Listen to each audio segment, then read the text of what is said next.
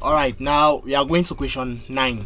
Let un be a sequence of real numbers such that un is not equal to 0 for all natural numbers n. Now for all natural numbers n, we define a sequence Vn equal to negative 2 over un. Justify the following propositions. First one, if un is bounded below by 2, then Vn is bounded above by negative 1. Now when we say you are bounded below, what we mean is that there will exist a number that will always be less than u. Is it okay? So in this case, what I'm going to say here is that my un is bounded below by a. Is it okay? It can also be less than or equal to. Now bounded above means that instead there will exist a number that you are instead less than it. Is it okay? So this a is called lower bound of un, and un is bounded below by a. This b is called upper bound of un, and un is bounded above by b. Now let's get back to the options.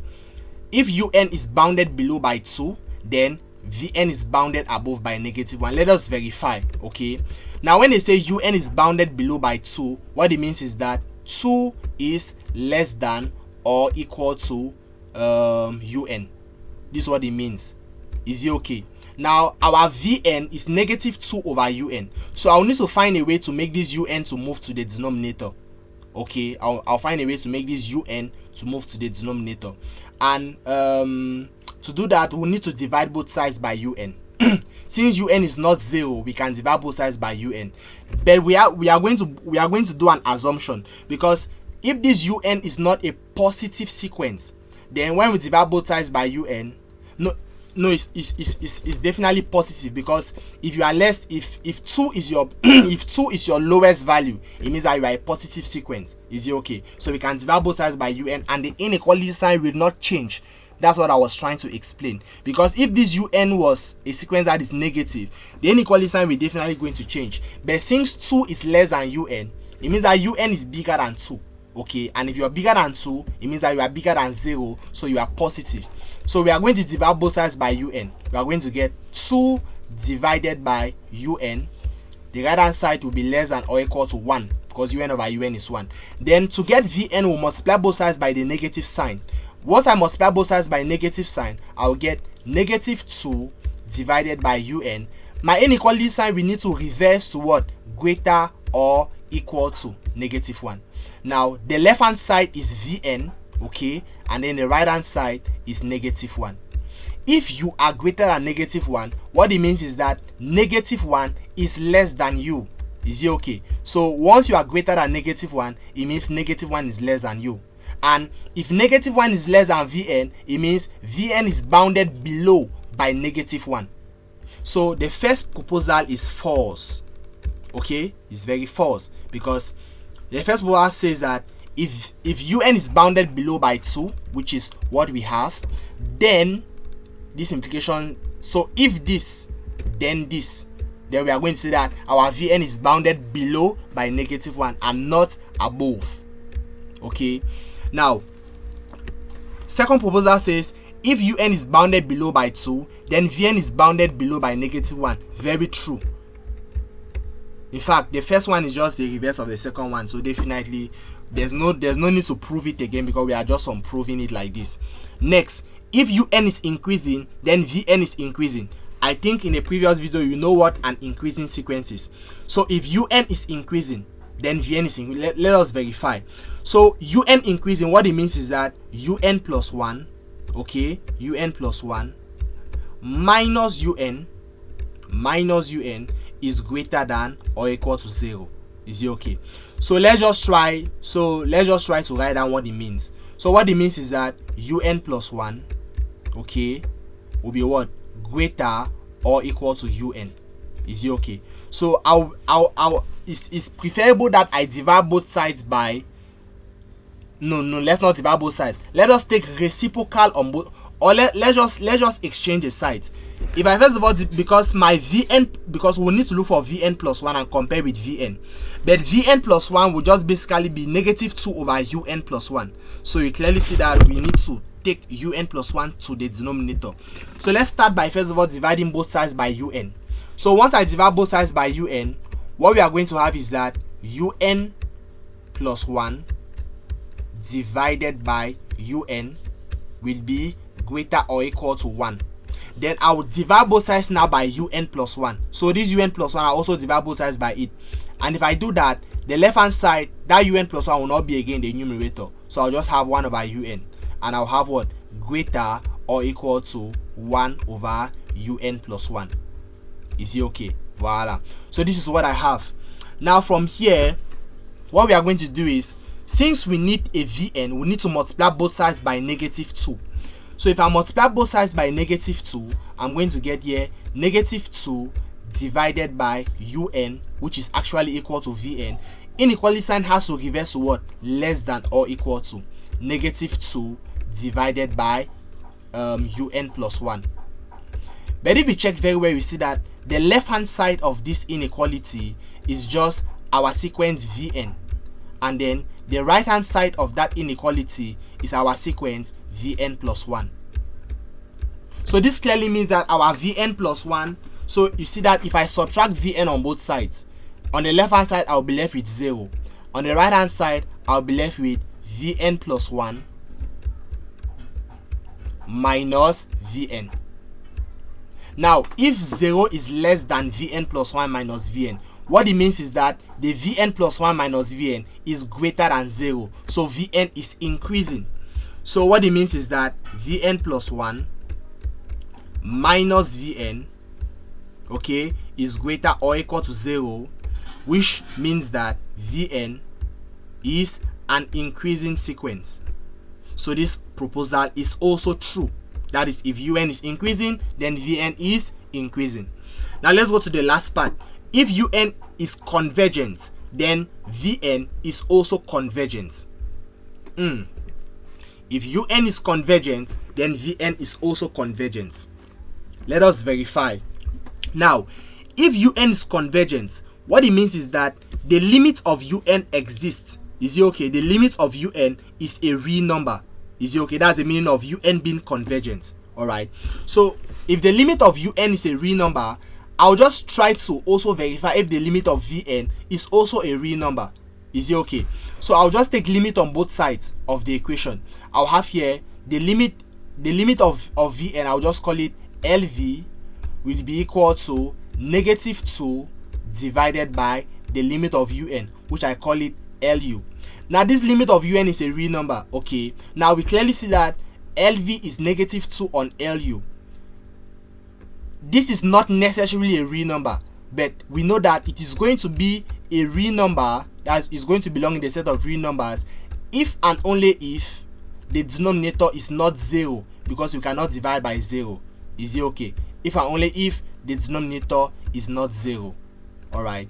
But our limit of, but this limit of this Lu can also be 0. Okay. All we know is that this our un is not equal to 0. But if un is not equal to 0, it does not mean that its limit cannot be 0. Is it okay? We have sequences that are not equal to 0, but their limit are 0. Oh no, it's okay. I think just for me, we can just take limit on both sides. Yes, because we already know the condition that un is not 0. So if I take limit on both sides, the limit of un will not be equal to the limit of 0, which is 0. So yes, our limit of un cannot be 0 because our un is not 0. So definitely this guy is also true. Is it okay? If at the beginning we never had this condition, then we are now going to put in the condition for Lv to be a real number, and the condition is that our Lu should not be 0. But from the beginning, taking limit on both sides of the equation is already sufficient to tell us that the limit of un is not equal to 0 as well. So we have 3 true proposals and 1 false proposal. Alright, so I think, let me see question 10. I think we can just do question 10 also in this video. So for question 10, we have that un and vn are 2 real sequences, and then un is less than vn. First one, if vn is increasing, then un is bounded above. If vn is increasing, then un is bounded above. I think I've just explained previously what bounded above and bounded below means. But let's verify. If vn is increasing, does it mean that our un is bounded above? Let's see. Vn increasing, what it means is that Vn plus 1, okay, minus Vn is greater or equal to 0. Is it okay? That's what it means for Vn to be increasing. Now let me try to relate it with this. Now I have that Un is less than or equal to Vn, right? So what it means is that Un plus 1 will also be less than or equal to Vn plus 1. So Un plus 1 will also be less than or equal to Vn plus 1. Okay. Yes. So Un plus 1 is less than or equal to Vn plus 1. In fact, I know that Vn plus 1 minus Vn is greater or equal to 0 because Vn is increasing. Anyways, what it means here is that Vn plus 1, okay, Vn plus 1 is greater or equal to Vn. Is it okay? Yes. Vn plus 1 is greater or equal to Vn. But we know that this very Vn is greater or equal to Un. Is it okay? Because we know that Un is less than Vn. So Vn is greater than Un. So if Vn plus 1 is bigger than Vn and the Vn is bigger than Un, what does this mean? This means that our Vn plus 1, okay, will be what? Bigger. Anyways, it will also be bigger or equal to Un. Anyways, the equation is talking about bounded above. Now, bounded above means that you are something like this. Bounded above means that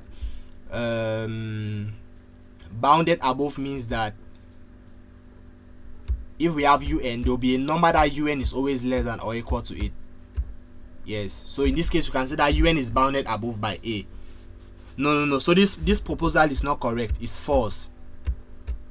Is it okay? It's false. For Un to be bounded above. Okay.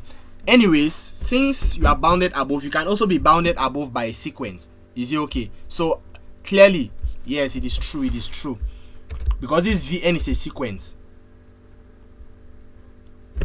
There is, let me see something here. Because if this Vn that is here, okay, because we need to understand the boundless concept that the equation is trying to give. Because already, if Un is less than Vn, then Un is bounded above by Vn. But we don't know if Vn is bounded above by a number. All we know is that Vn is increasing. And if Vn is increasing, it does not mean that Vn is bounded above. Is it okay? Yes, because you can still be increasing, but you are not bounded above.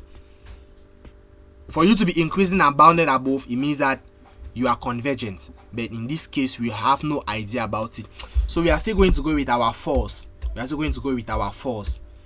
because of the fact that our Vn is just increasing. We don't know if it is also bounded above. Is it okay? So entirely we are going to go with false. Now, if Vn is decreasing, here we are also going to go with false because you also depend. Now, if Vn converges, then Un converges. True. Yes, that's what we call the convergence theorem. Is it okay? Yes. So that theorem just tells us that if Un is less than Vn and Vn converges, then Un also converges. That's the convergence theorem. And then this man says if Vn is bounded, then Un is bounded. If Vn is bounded, then Un is bounded. Correct. True. Yes. Wait. Let's see. Un is less than Vn. Now, if Vn is bounded, then Un is also bounded.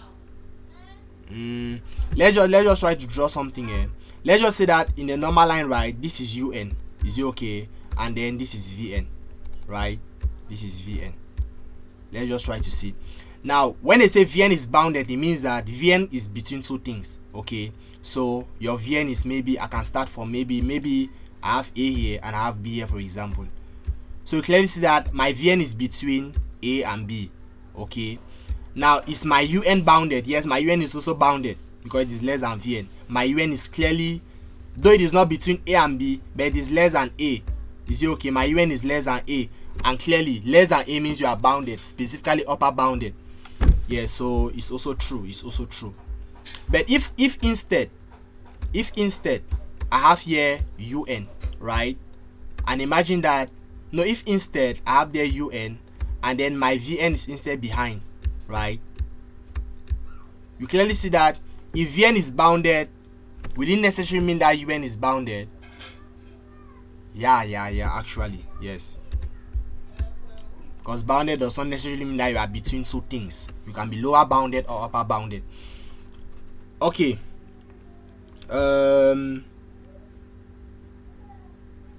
Question 11. Let n be a natural number. This sum is equal to, so you clearly see that this is a GP, right? Because if you take the second term on the first term, the third term on the second term, you're going to get a common ratio of 1 over e.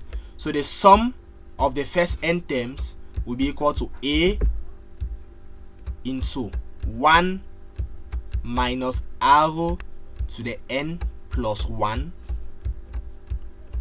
all divided by 1 minus r. Why am I using n plus 1? It's because my n is starting from 0. Remember that this 1 that is here is like 1 over e raised to the power 0. Is it okay? So when n starts from 0 and ends at n, there are n plus 1 terms. If n was beginning from 1, the formula is just a into 1 minus r to the n, all divided by 1 minus r. But since my n begins from 0, my number of terms, I'm going to have n plus 1 terms. From 1 to n, there are n terms, but there's a 0 term, which makes it to be n plus 1 terms. So my a here is just 1. That's my first term. My common ratio is 1 over e. So I'm going to get 1 into 1 minus 1 over e raised to the power n plus 1. Okay. Then all divided by, my common ratio is 1 over e. So 1 minus 1 over e. Now we have to simplify. So we have to multiply top and bottom. Let us see the answers first of all. Okay, there's no so what we are going to do is, let's just simplify. So you are going to have the numerator, you are going to have e raised to the power n plus 1. No, sorry, it's going to be in the denominator. So the denominator of the numerator, okay, you're going to have e n plus 1. Okay, then you're going to get here e, like you're looking for the LCM, right? E to the n plus 1 minus 1. Then here you're still going to have e, and then you have here e minus 1.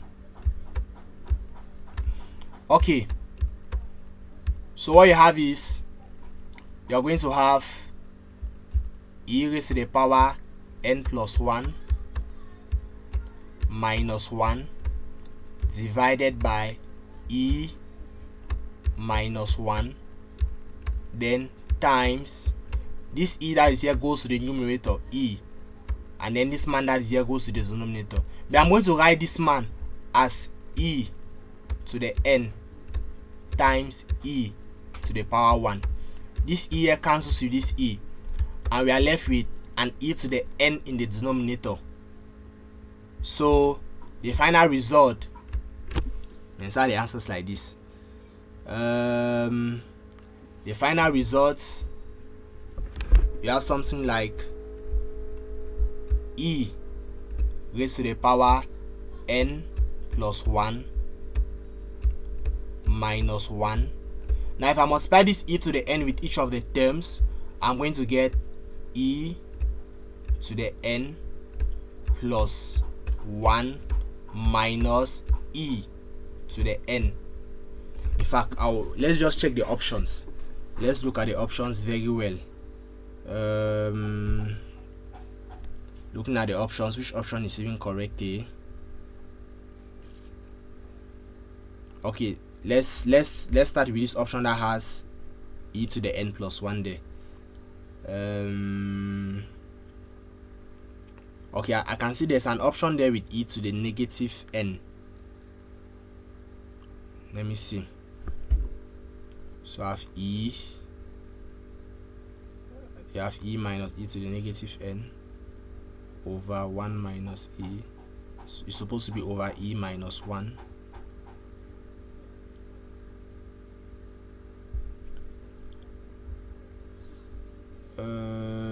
It's like I'm not seeing an answer here, because what I'm trying to see is that rather what we have to do is, if we instead, let me just go and type this thing.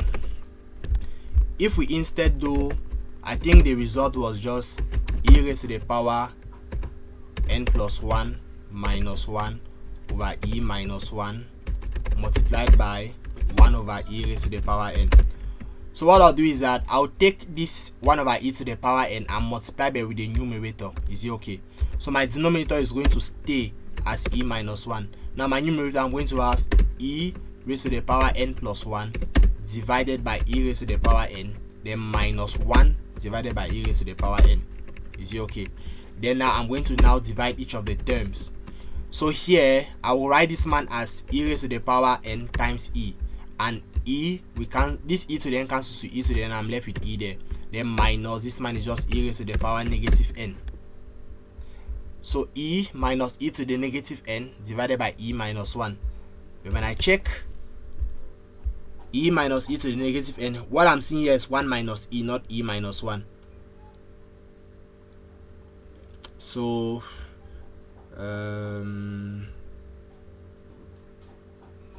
wait, let me look at this option. No, I don't think, no, this cannot be the option. This cannot be the option, because D is the closest answer. Is it okay? I don't know if it's that I'm not seeing the option, but just try to also check. But what I'm seeing is that D is the closest answer, but it's supposed to be e minus 1 or 1 minus e. Okay, let's move to question 12. Let f of x be equal to this. Negative 1 is a double root, 0 is a double root, 1 is a double root, negative 2 is a double root. So we see that x is common, right?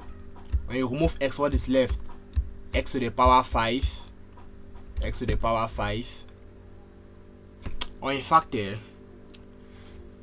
let us try to factorize x instead from these two terms, and these two terms. No, we are not really going to have something tangible. Yes, we not really have something tangible because of that positive sign that is there.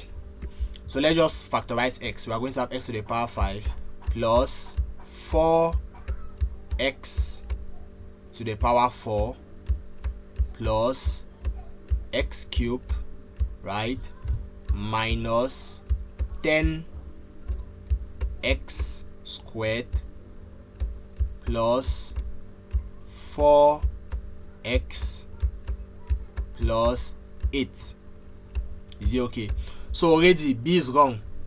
0 cannot be a double root. Is it okay? Because when we equate this man to 0, we are going to get x equals 0 just once. This man can never have x equals 0 as a root, so b is wrong. Now let's now focus on this other part. Factors of 8 that if you add, you get let's just do factors of 8 that when you replace here, we get 0. Okay, let's start with 1. If you do 1, you're going to get 1, you're going to get 4, you're going to get 1, you're going to get 10, you're going to get 4, and you're going to get 8. That is here. Now put plus.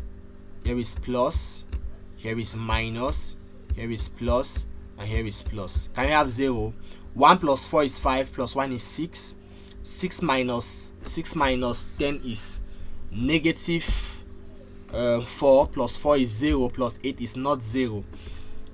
So I think you can do the testing. You can go with 2, you can go with negative 1 as well. You can go with plus or minus 2, plus or minus 4 until you have let's just work with the options. Okay, 1 is not even a root from what we have seen if I've simplified well, so this man is also wrong. Is it okay? Let's try negative 1. If you do negative 1 here, you get negative 1. If you do negative 1 here, you're going to get positive 1, so it's plus 4, right? If you do negative 1 here, you get negative 1. If you do negative 1 here, you're going to get positive 1, so it remains minus 10. If you do negative 1 here, you get negative 4, and then plus 8. Yes. Now we are going to get here 3 minus 1 negative 2 minus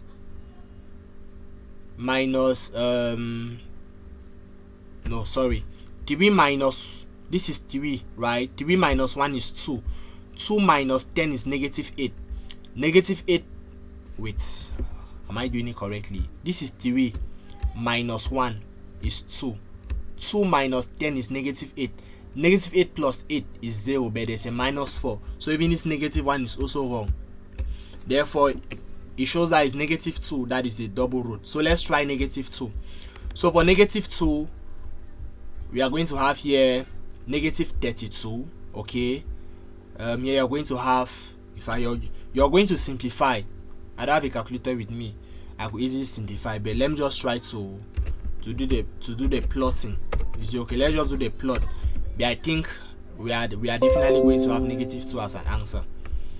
So let us plot x to the power 5. Okay, x to the power 5. X to the power 5.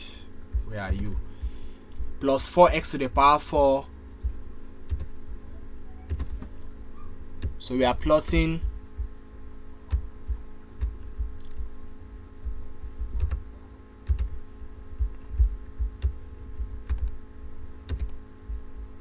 x to the power 5 plus 4x to the power 4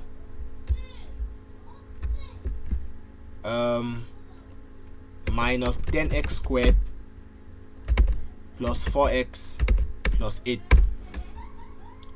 Okay, let's go to the plot and see what is there. So this is it, right? Now wait, it seems like x equal to negative 2 is not even a root there from what I'm seeing. I don't know if I've plotted correctly. Let's go back and see. X to the power 5 plus 4x to the power 4 plus x cube. Oh, I missed out x cube. I missed out x cube. So plus x cube. Yes, now let's see the plot. This shows that x equal to negative 2 is not even a solution. Wait, let's verify if I did everything correctly. So x to the power 5 plus 4x to the power 4 plus x cube minus 10x squared plus 4x plus 8. Let me try to plot the original one, which is just taking x and multiplying it with this guy, and see what we have. Yes, here's the original one. And for the original one, even negative 2 is not there, negative 1 is not there. It's just 0 that is there, but 0 is a single root, not a double root. 1 is not there as well. You see, 1 is not there as well. So there's no correct answer, because I think even if you put a negative 2 here, right, even if you introduce a negative 2 and you put here, you're also going to get 0 at the end. So there's no right answer. All the propositions are false. I know how you're justifying, remember. So all of them are false. So this one is false, this one is false, this one is false, this one is also false. And you just have to take the negative, you just have to take them and replace them. Okay, now let's go to number 13 before we end the video. Consider the function f on this interval such that for all x in the set of real numbers and x less than 0, this happens. Now then, for all x in I, f of x is equal to, so we are finding f of x. We have that the ln of e to the f of x plus 1 is equal to f of x minus x. What is now f of x? So I think what we have to do is, the only thing to do is that we need to take, if we solve from the equation, to the answer, it might be difficult, because we'll first of all need to take e to the x on both sides, right? If we take e to the ln of this, the answer will just give us e. Okay, I think it's going to be better. If we take e to the ln of this, we just have e to the f of x plus 1. Okay, remember that if we take e to the power the ln of something, we just get that thing, and here we are going to get what? E to the power f of x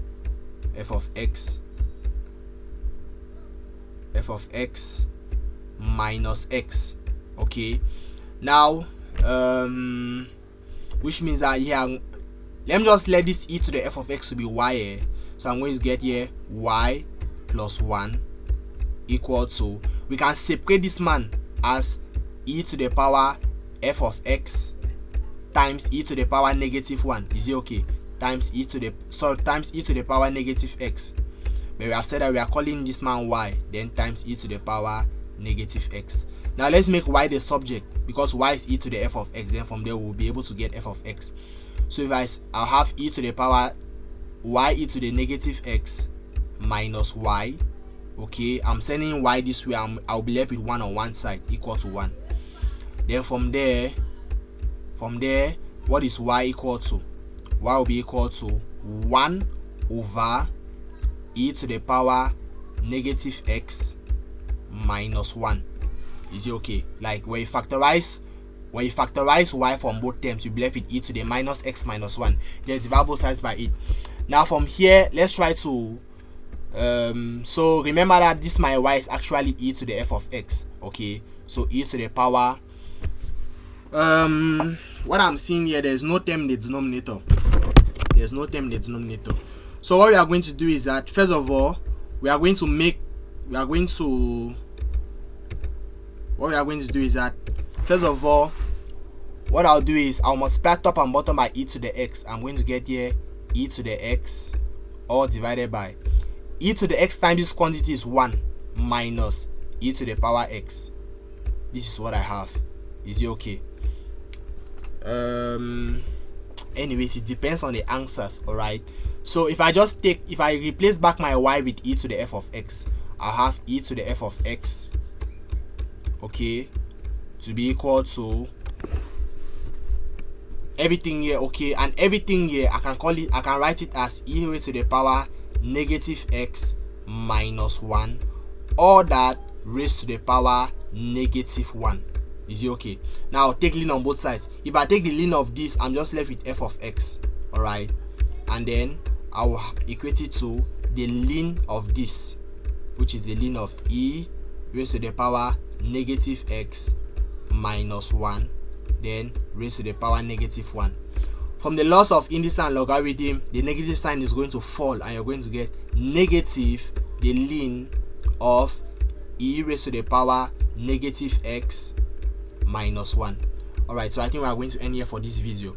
So if you check, option A is wrong, option B is wrong, option C is correct. So this man is true, the rest are false and false. Okay, now let me just do question 14. Let f be this. What is the domain?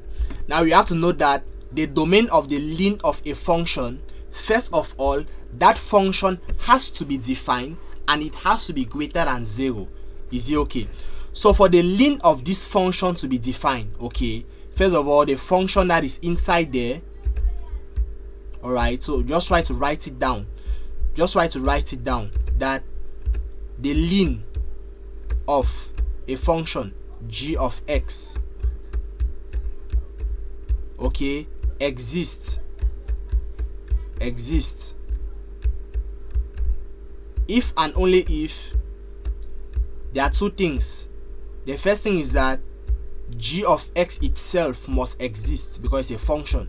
So g of x exists firstly, and then after it has existed, it now has to be greater than 0, because we cannot find the ln of things that are less than 0. So those are the two things. So if you come to this question, you see that f will exist. So that f is defined if and only if, first of all, that function inside there must exist. Now since it's a rational function, for it to exist, the denominator must not be 0. So x plus 1 must not be equal to 0. And the second thing is that everything that is inside there must be strictly greater than 0. Okay, so x squared minus 3x plus 2 divided by the x plus 1, okay, must be strictly positive. Then we now solve. So what it means is that first of all, x plus 1, x plus 1 must not be 0. And here, let's try to factorize this. I think if we factorize, we are going to have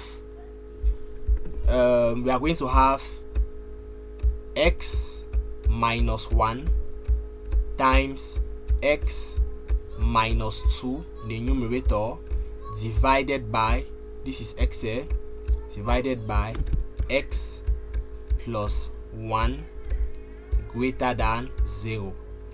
Now the critical values are positive 1, positive 2, and negative 1. Alright, so let's go to the number line and indicate all our solutions.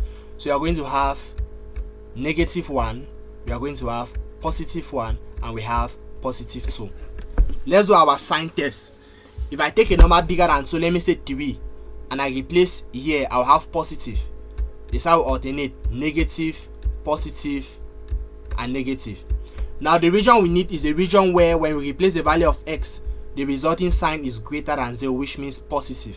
So our solution set is first of all from negative 1 right up till 1, and then alongside greater than 2. Is it okay? That's our solution set. Now remember that all we have to do is we have to be comparing that solution set and making sure that x plus 1 is not 0, which means x is not negative 1. That's why you see me opening at negative 1 here. Is it okay? So my solution set is basically, so my domain is x is in the interval open bracket minus 1 to 1 close bracket, and then unite it with open bracket positive 2 right up till plus infinity, and then close a bracket. So option A. So this man is true, this man is false. Anything other than that is false. Is it okay? Alright, so I think in the next video we are going to start with question 15.